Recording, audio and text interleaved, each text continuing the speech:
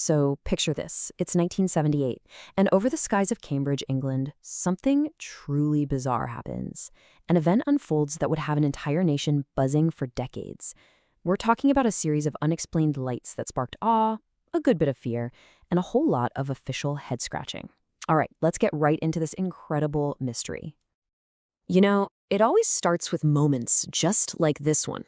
Not with data or spreadsheets, but with a real human experience. A local farmer, probably just finishing his day, looks up and sees something that just completely breaks his understanding of the world. And this one powerful story, it was just one of many that helped turn a local curiosity into a massive national phenomenon.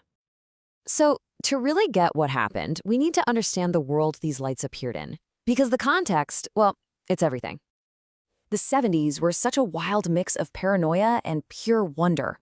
On one hand, the Cold War had everybody nervously looking up at the sky, suspicious of everything. But at the same time, you had huge sci-fi hits like Doctor Who and Close Encounters that had us all looking up at the stars with a sense of awe and possibility.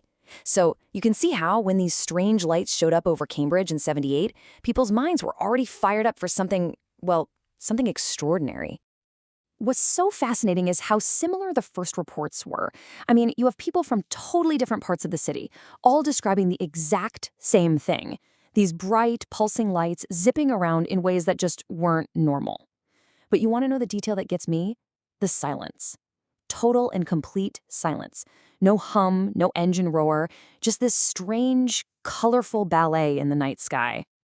Okay, so let's dig into the core of this whole thing. The people who were actually there, the ones who saw it all. Because their stories, their human reactions, are what make this event so powerful. And get this, the very same event could cause completely opposite reactions. On one side, you've got a farmer who was so amazed, so filled with wonder, that he ran to get his family and neighbors to come see it with him. It was a shared spectacle.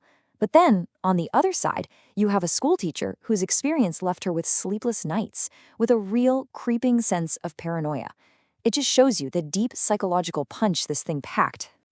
So who were these people seeing the lights? Here's where it gets really interesting. It wasn't just a few scattered local residents. A huge chunk of the reports, a full quarter of them, came from law enforcement, and another 15% from local officials. We're talking about trained observers, people whose job it is to be level-headed. Their testimony gave the whole thing a layer of credibility that was pretty much impossible to just brush aside. With so many credible people talking, this thing just exploded. It pulled in the media, it pulled in the government, and suddenly, a whole new kind of battle began. Yeah, it became a full-on battle for the narrative. The media saw an unbelievable story and just ran with it. Sensational headlines, fueling all the public's excitement and, frankly, their fear. And then you had the government, the Ministry of Defense, trying to put a lid on it, taking this very cautious, very sober approach. They were often suggesting, it's probably just a misidentified plane or maybe some weird weather pattern. And this quote right here, it just perfectly captures the frustration the police were feeling. They were caught right in the middle. They were trying to do a real serious investigation, but they felt like the media circus was just muddying the waters, distorting the facts, and making it so much harder to figure out what was actually going on. And that growing gap between what the officials were saying and what the public was feeling, it had some pretty major consequences. While the government was asking for rational explanations, the public was absolutely captivated. The official investigations were happening behind closed doors, focused on national security, which just made people more frustrated by the secrecy. And the long-term result of all that? A real culture of distrust, which ended up fueling decades of independent research and all sorts of theories. The Cambridge lights weren't just some blip on the radar. They left a real, permanent mark on the culture. They actually changed the way people thought and talked about UFOs. In fact, you can basically map out the birth of modern ufology right through this one event. It starts small, with local eyewitness reports. Then the media frenzy amplifies it into a national story. That widespread fascination leads everyday people to form their own research groups.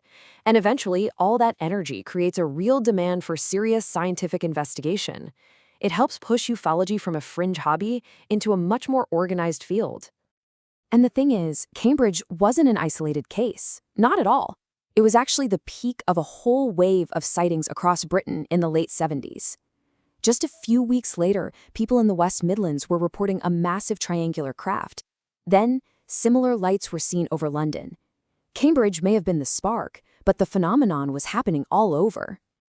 And of course, all that cultural energy had to go somewhere, right? It spilled right over into art.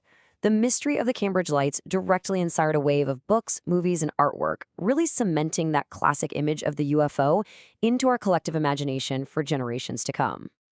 So here we are. After all this time, after all the debate, the analysis, the theories, we're still left with one huge central question. Why is this still a mystery? I mean, if so many credible people saw something so strange, why haven't we been able to get a straight, scientific answer? Well, the answer seems to lie in these four big hurdles. First, you have the testimony itself. As powerful as it is, it's still subjective. It's shaped by memory and emotion.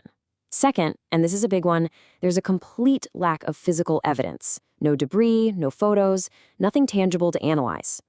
Third, the media frenzy, over time kind of distorted the original facts. And finally, the fear of ridicule.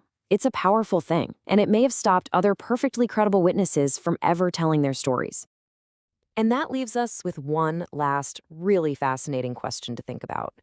When an event is witnessed by so many, when it's burned into the memory of a community, but it just can't be proven by science, what does it become? Is it just history? Does it turn into modern folklore? Or maybe it just stays there, hanging in that mysterious space right in between, always challenging what we think we know about the world.